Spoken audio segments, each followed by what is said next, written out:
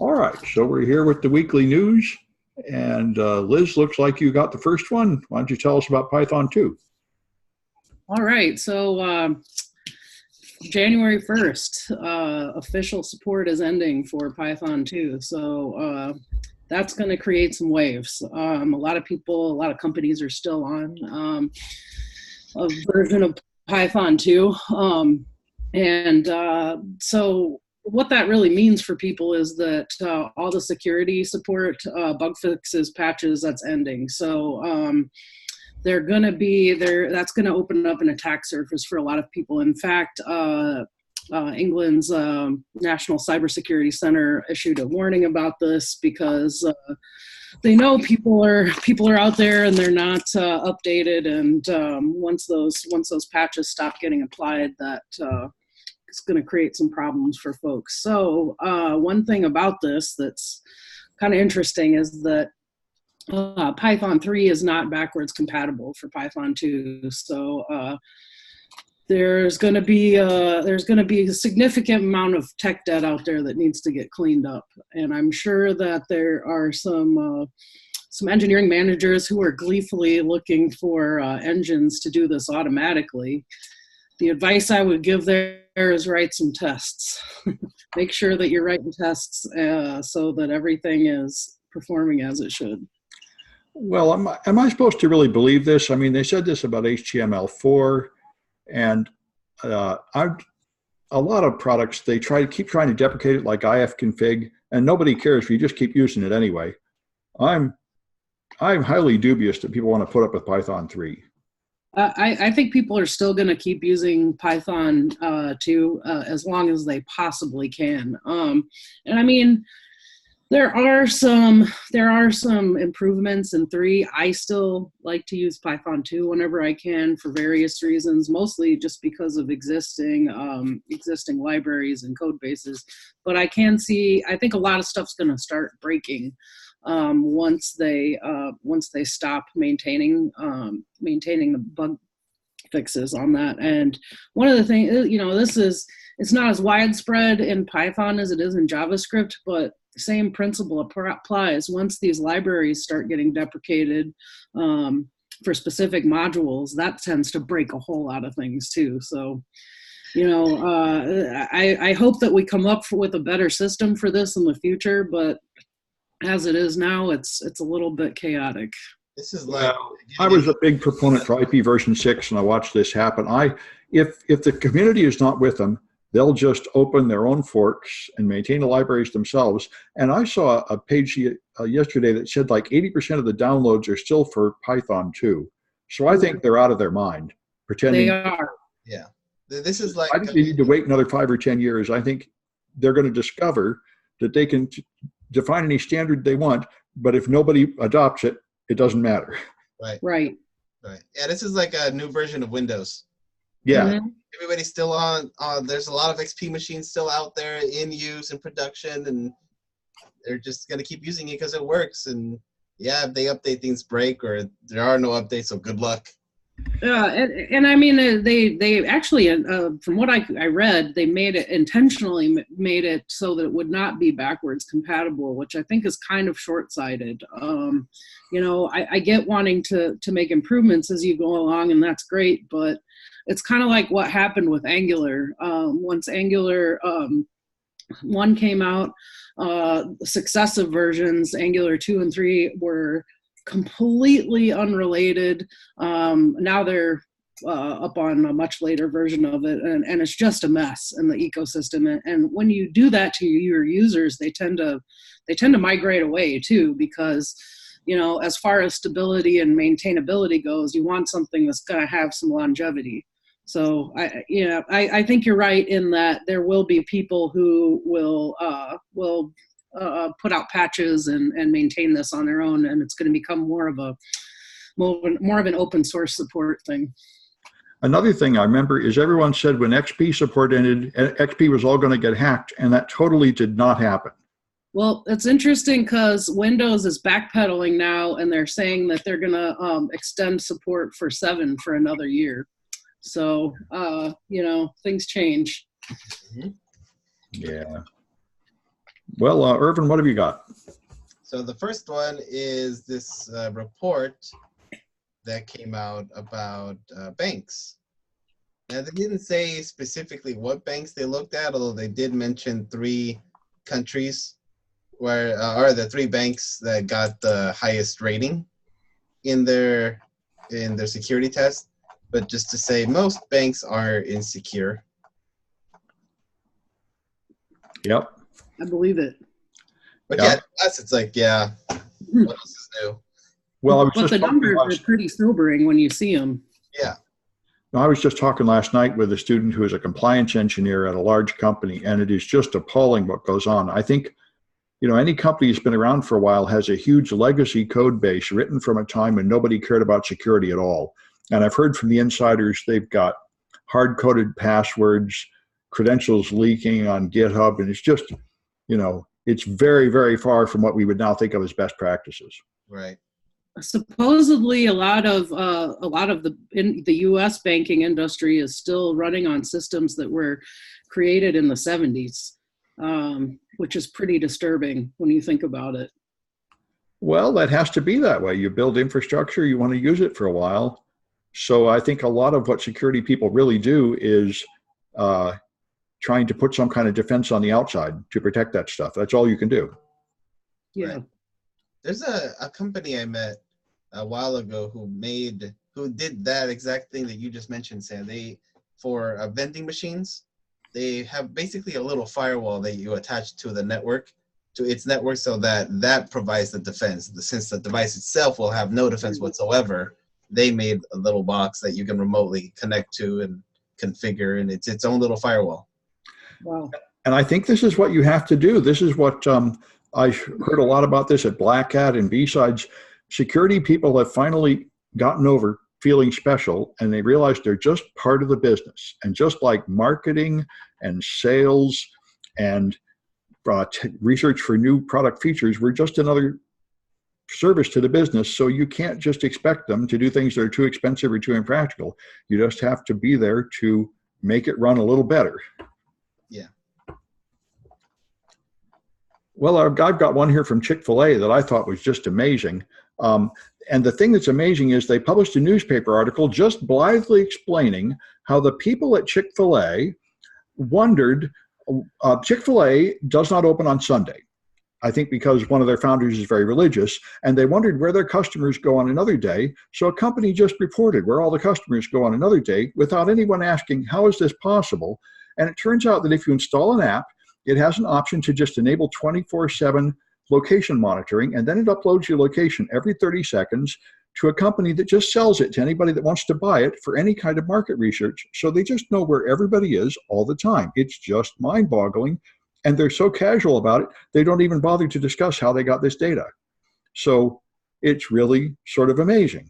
When I was a kid, I watched Star Trek, and Captain Kirk wears this thing, and they know where he is at every minute. And I said, wow, that would be amazing. And we're really already there with no government control or restrictions or anything, apparently. Fun. Yeah.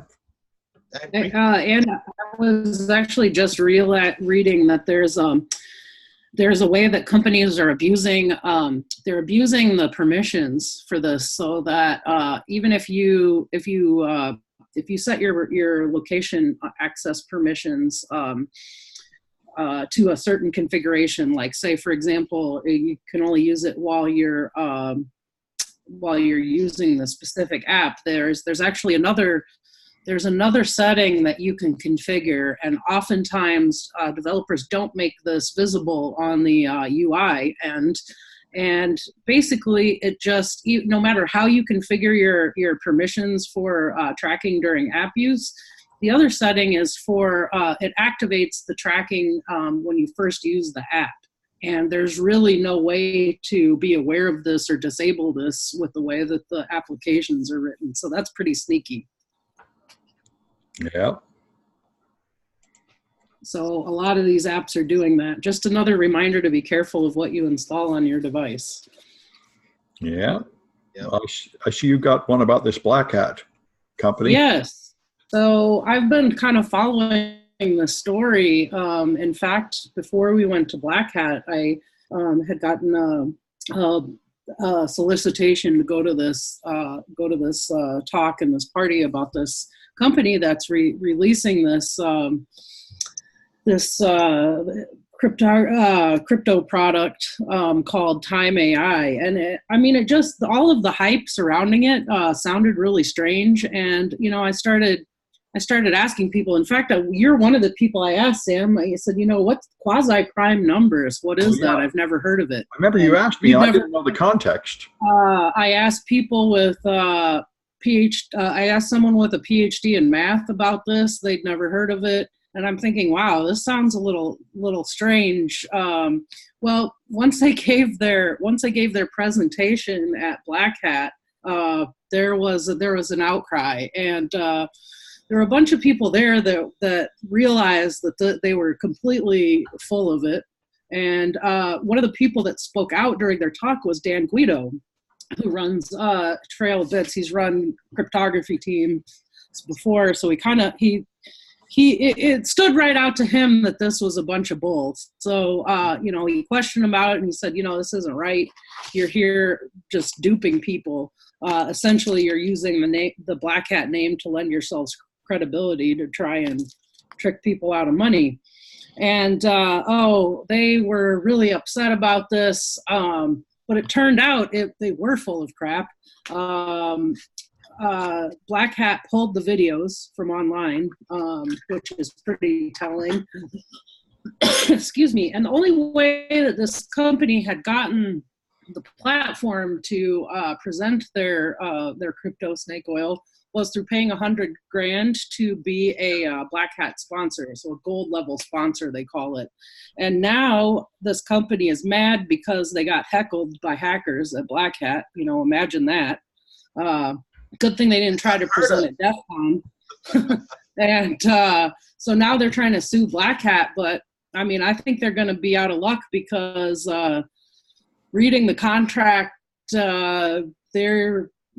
Black Hat's pretty much recused themselves from any liability here. And I think it's pretty reasonable too to expect that if you go and you present some pseudo math and try to distract the hackers with flashy video presentations, it's not going to work. So I don't really think there's any legal protections for that. Yeah. I think Black Hat may not be able to pull down the video after they accept $150,000 for advertising. I think the financial model of Black Hat may come up for some scrutiny here. They already did pull it, actually, from YouTube. They pulled the presentation. It's still floating around Twitter and social media. They actually pulled the official video, and I think that is, I actually think that speaks well of Black Hat, because if you're selling a product or you're promoting a product that is not what it claims to be, I think that if Black Hat were to continue to do that, to promote that product, then just anybody could go in there. For example, some company that was making malware could go in there, pay $100,000, get a bunch of companies to adopt their product, and then maybe it might not find out till later that it was actually, something that was designed to exfiltrate data. Just an example, probably no one, but I do think they have to. I think in some regards they should be able to exercise that right. But they may have to at least return the money, and they may be liable for some. I can see how there's an argument that they paid for advertisement, and you can't refuse to deliver the advertisement and keep the money. But anyway. Sure. I think the problem was that they were not happy with, they weren't even suing over the video getting pulled. They were suing over getting heckled. And they thought that they should immediately have pulled Dan Guido out of the session. No one should have been allowed to ask questions, but they kind of opened themselves up to that. Apparently they did throw some people out of the session. They did. So then they probably don't have a leg to stand on. Yeah, and they did do something to maintain reasonable order. Yeah, I don't think they're going to get very far with this suit, but it'll be really interesting to see how it unfolds. I'm definitely going to be watching for updates on that. Yeah, if I'd heard about that, I would have stayed around for the talks. Anyway. Definitely. So Irvin, you got one? Yes, another business, another organization fell for ransomware. Uh, Just one of many. This year has had quite a rise of these happening. This one being a university that happened on the 23rd, so just 4 days ago. mm-hmm. The good thing is they did respond quickly to the threat. It did affect students, it did affect classes, but it's just another of the many in this year's ransomware attacks. So they didn't pay. So no. Well, that's good because most people pay. And I was at Pacific Hackers and a guy there said you usually have to pay. This really puzzles me. This means many businesses are running with no backups. I thought that was insane, but apparently most of them are running with no effective backups, and they seem to think that's okay. Or if they have backups, they're not air-gapped. Well, this amazes me. I thought we settled this in the 90s. You got to have backups or you're out of your mind, but apparently not. I mean, same with passwords, but yeah. Apparently, it shut down their whole registration system, so they had to do it. They had to do it the old school way on paper, which I can only imagine that was quite a mess. Well, you know, it occurs to me I should confess something that came up in class yesterday. I am running an essential business service without backups and on a free service that could kick me off at any time by putting videos like this on YouTube. And I keep moving it all to Vimeo because this is highly unprofessional. And one of my customers said, no, it has to be on YouTube because they have these valuable features like annotation and speed up and slow down. So I'm doing what everybody else is doing. I'm living on thin ice and I know it, and there is no reasonable alternative. So I guess they have made the same decision that running with no backup is the cost-effective plan. Well, it's interesting because last month another college got hit, Monroe University in New York, and Monroe College. And, it's interesting. There was a guy from UC San Diego, the security officer there, who was talking about the Regis issue and the Monroe College issue and the timing of it, where, he said it could be coincidental, but it's probably not. That would be the best time to hit schools is right before the new semester starts, when students are enrolling and registering and stuff, because you're really going to hit them where it hurts then. And they said in Texas that it was a coordinated attack on many government offices. Now, another thing I heard at Pacific Hackers is there was a company that was hit, and they were a major Fortune 100 company with a lot of money, but the attackers did not know that. So they hired a person as a middleman to negotiate with them, and he only paid $800 for the ransom because they did not know who they had hit. So I think these guys are wising up and they're doing planning. Wow. Yeah, well, ransomware is a huge threat. That's kind of what the security officer from UC San Diego was saying, is that they're seeing a shift towards the school attacks to happening in fall or right before fall. So yeah, it seems coordinated.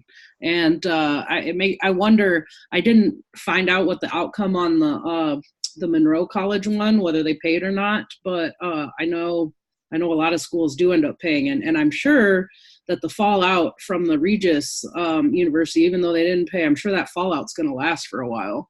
It's certainly ongoing right now. From what I hear, most people just pay. Yeah, and it's unfortunate because it's the students that ultimately suffer in this scenario. Well, I don't know. I mean, as a business, it's probably cheaper to pay. The only issue is you sort of corrupt the world by encouraging these crooks. Yeah, and just like any business, you're passing that cost on to the consumer in one way or another. Well, but paying saves money. I mean, the studies I've said, if you don't have good backups, it'll cost like $200,000 to fix the problem. Paying is a way to save money. Sure. Just, I would think installing a proper backup solution would be a better plan, but apparently the effective solutions are not cheap. I wonder though, I mean, my intuition tells me it's got to be cheaper to make a backup than it is to pay. To me, having an air-gapped backup would be the more effective solution. Absolutely. And the other thing we're not really addressing here is data exfiltration. I mean, But that's part of the brilliance of ransomware. You don't have a breach. You don't have to report it because nothing is exfiltrated. It's carefully designed for the benefit of everybody. And the price can be set low enough that it really is much cheaper than instituting backups. I was talking to someone at an enterprise, and they said they have 500 cloud servers that are constantly being redeployed on all the major cloud providers, and they have multiple other systems connected to them. And I began to get a clue that a backup solution is not cheap or simple at all at that level. That's pretty impressive that we've gotten to the point where paying the ransom is cheaper than making the backup. That just means the criminals have figured out how to put the correct price on their product. If they're deploying in multiple places, then that, in a way, that is a backup because you're deploying snapshots out.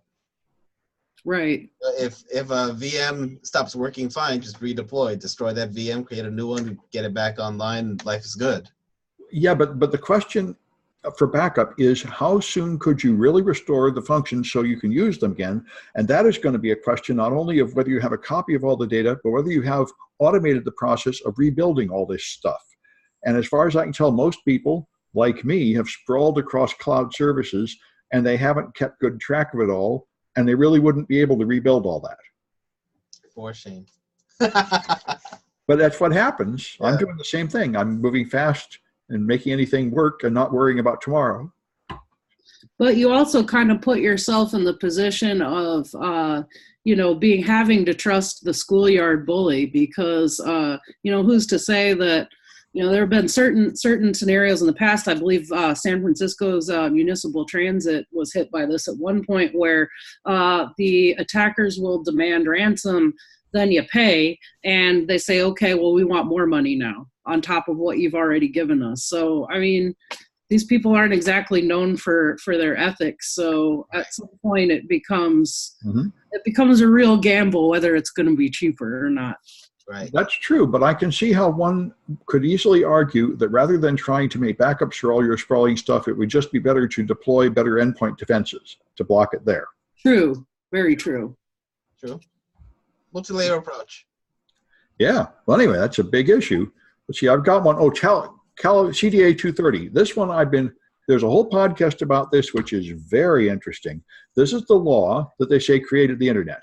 This is safe harbor, which says if you run something like Facebook and you let other people put data on there, you're not responsible for what they say. And this has led to the huge problems of election interference and cyber stalking and Gamergate and all these people getting harassed, and very little way to take any content down. And they had a big argument about this, and they said this was a law passed to encourage the development of the internet so people would not be afraid to make web pages and email services and social networks. But now everybody is deciding we do need to regulate it. And one argument I thought was very interesting by the attorney on the panel, she said you should just get rid of this entirely because we already have laws, normal product liability laws, that if you make something and people use it to hurt somebody, they can sue. And you don't need some special protection or some special internet censorship law. You can just use the same law you use for defective cars and everything else, that somebody has to prove that it was your product that did it and I really got hurt. And you should just get rid of this 230 thing entirely and make the internet like all the other parts of life. And that made some sense to me, actually. But anyway, it's the big issue of our time, I think. Everybody wants to censor the internet and limit the amount of free speech that is causing harm. And we're trying to decide how to do it. And so far, no clue at all. And I have no clue either. I mean, I just, I tend to go the other way. I guess part of that, having experienced the Great Firewall of China, I think it's a slippery slope. And I, on one instance, I understand it in terms of especially people that are making threats and stuff like that. Revenge porn is another one. I don't have the answers to that. It's definitely an ongoing and complex issue. Well, see, that's why I like the lawyer's solution. Don't bother having some kind of political censorship like we're moving toward. Just make it that if some candidate doesn't like what you say, they have to sue. and prove that you injured them and then pay them with some money or something. Just don't even get in the business of trying to predetermine what's good and what's bad content. I mean, that's kind of follows our existing model. So for, real world publication and communication. So that makes a lot of sense to me. Yeah. We'll see where it goes. We're certainly headed the other way. We're going to have a censorship board like when I was a kid, it was the comics book code that limited what you could put in a comic book, and everything had to pass through a board of censors and get a stamp of approval or you couldn't publish it. And that seems to be where we're headed, but I don't think that's the right place to go. I don't think so either. The other thing is that, I think I think that this is targeted at a lot of politically radical groups, such as white nationalists. And one of the problems with that is when you suppress it, it tends to give it more momentum. So I definitely hope that we tread carefully on that. And I do think it is dangerous to drive some people into secrecy. Well, I'm not so sure. It seems to me like Obama did drive those guys into secrecy, and Trump let them all come out in the open, and I'm not sure that's an improvement. No, but I see those kind of as two separate. I actually see those as two separate issues. So I think with the political context, I think that there's been a lot more of, in Trump's case, like subtle encouragement of those groups, subtle and not so subtle. And I think there's a difference between encouraging it and legitimizing it and censoring it. But then the internet just goes up and beyond national borders. Yeah. So this law is just in the U.S. and a lot of the internet is here. So are we going to start censoring the rest of the world while we're at it? That's a great point. Well, as a matter of fact, GDPR is a huge problem for American companies now, and this is what's happening. You either have to stop being multinational or you have to obey everybody's laws. And everyone's in the process of trying to adapt to that. But it is pretty crazy. Well, anyway, you've got another one like that, it looks like, Elizabeth, here with the NSA again. Yeah, so this last one, I thought this is pretty interesting, actually. So, and it kind of dovetails with sort of some of the political stuff, but interesting on several levels. So Dan Coates, who is the outgoing director of national intelligence, interestingly enough, somewhere there's a picture of me floating around as a middle schooler with Dan Coates, because he was the representative for one of the representatives for the state of Indiana for years and years. And then he worked his way up to becoming the director at the NSA. And the main reason that he's being pushed out by the current administration is because he refused to disregard the various intelligence agencies' findings regarding Russian meddling in the 2016 election. Oh, yeah. And so that, he's not towing the party line, so they're pushing him out. Well, on his last day, he sent this letter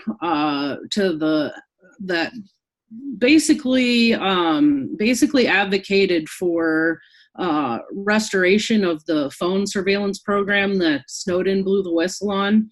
And he was basically advocating for permanent unrestricted reinstatement of this. Now, I don't think that that's necessarily going to happen, but I think that was an interesting exit move for him to make.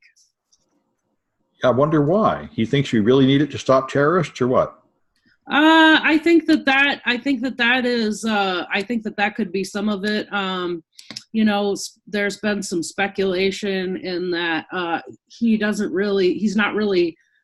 his end goal is not really to reinstate the program, but it's to bring this out into the public discourse again, which in that case, it makes sense. But I'm not sure. I'm interested to see how this one unfolds. Yeah. All right. And Irvin, you got a practical looking one here. Yeah. Small businesses have a special place in my heart. I've worked a lot with small businesses So seeing little articles like this last one about just simple simple practices like installing an antivirus, using a VPN, using a secure browser, using the proper extensions, simple little things to educate small businesses. It's always one of those things that I like to share because just like this article kind of states at the beginning, most small businesses don't really think about it, even though they're almost half the percent of cyber attacks or targeted cyber attacks. And I get it. Working with small businesses, I get it.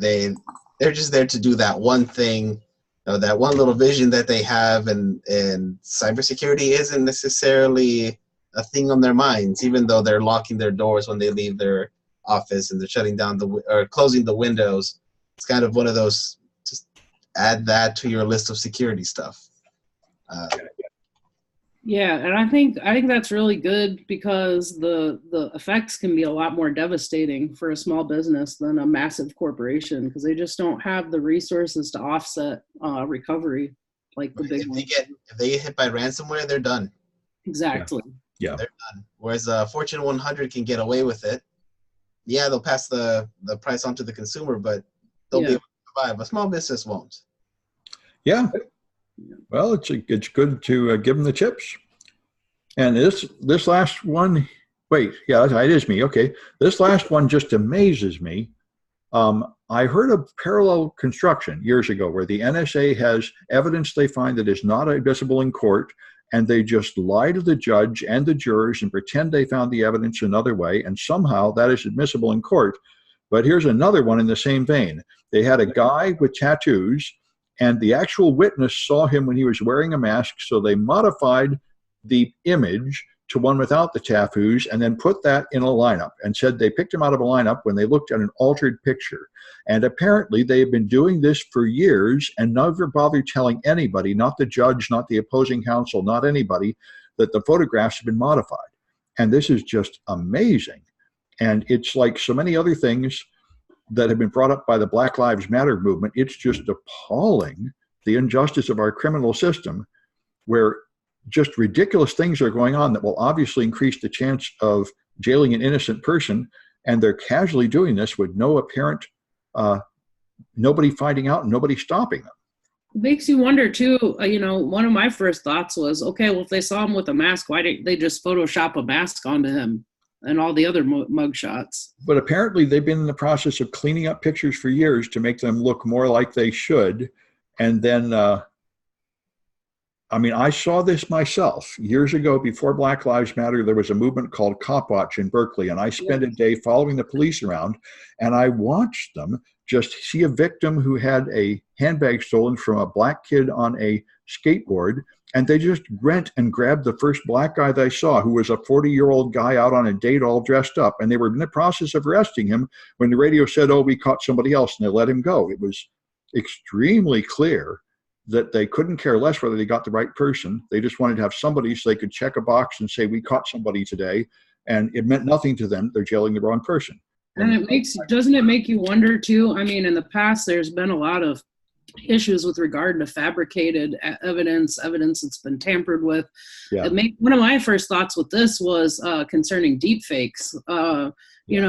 As this technology evolves and becomes more accessible to everyone, what are we going to see in the future in terms of video evidence that's fabricated and so on, that just gets them that conviction they need to wrap up the case and boost their numbers. It's really disturbing and dystopian.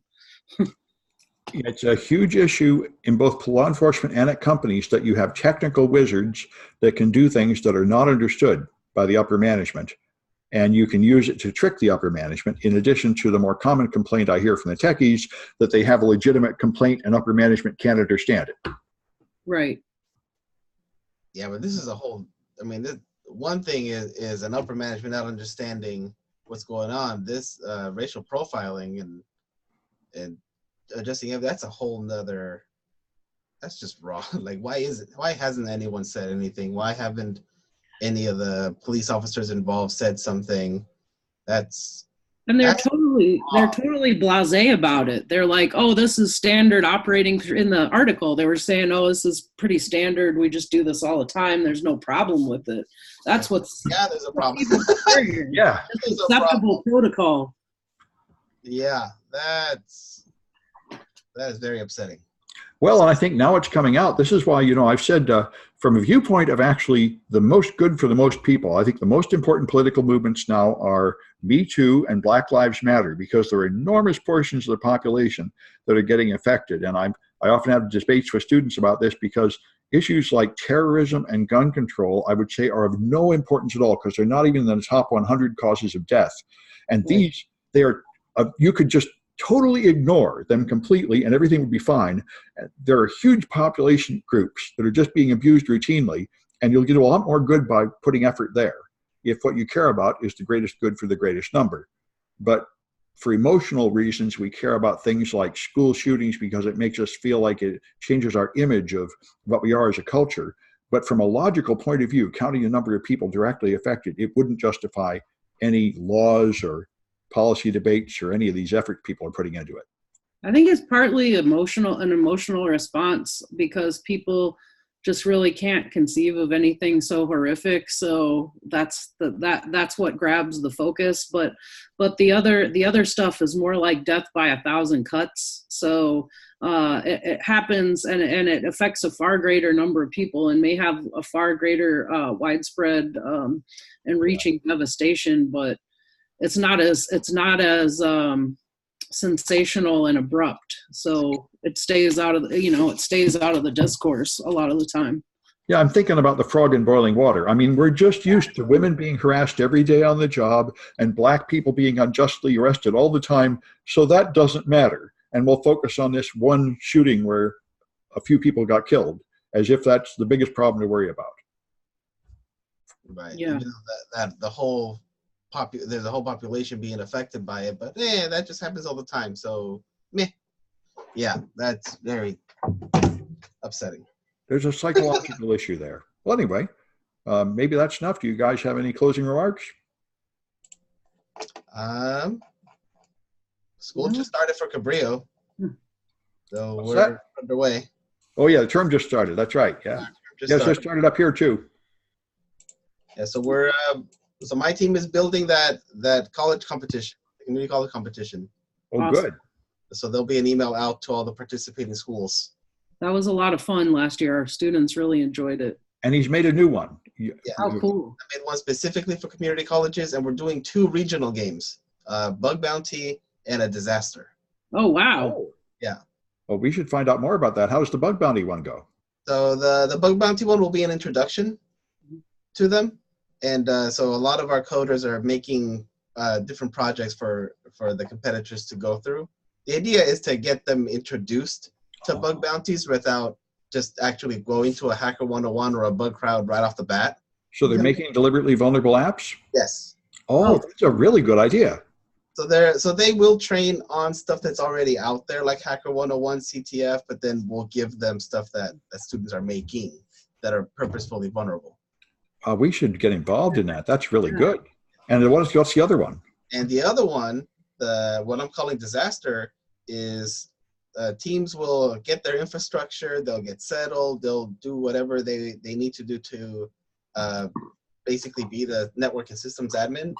And then at a random time, a disaster will strike, whether it's a natural disaster or an attack or something like that. So teams have to react to it. Ransomware.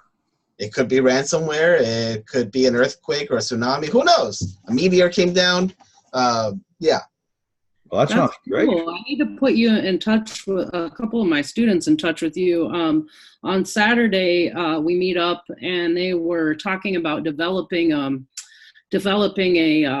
game for the other students to practice, where it was related to nuclear warfare. And one of the, just like war games, basically one of the students wanted to make it so that they had to prevent nuclear warfare, and of course one of the other ones wanted to make it so they had to cause it. So we ought to do this, and we ought to do it maybe even just one college against one college, a little thing. I think it would be fun and educational. Yeah, definitely. That's a really cool, those are really cool ideas. I really like the idea of setting up a deliberate code review situation too. I think that's really cool because that's one of the things that's lacking, that's really lacking in the teaching landscape is anything that's specifically designed for that. So that's an awesome idea. So the bug bounties will be in January and disaster will be in May. And the college competition is underway. I will be finishing up the documentation for that this week, so that colleges can get to preparing, because in about 7 weeks or so, we'll start doing the game. Very cool. Great. Okay. Well, good. I'm going to stop it then. I'll see you folks next week. Yeah. Okay, great. All right.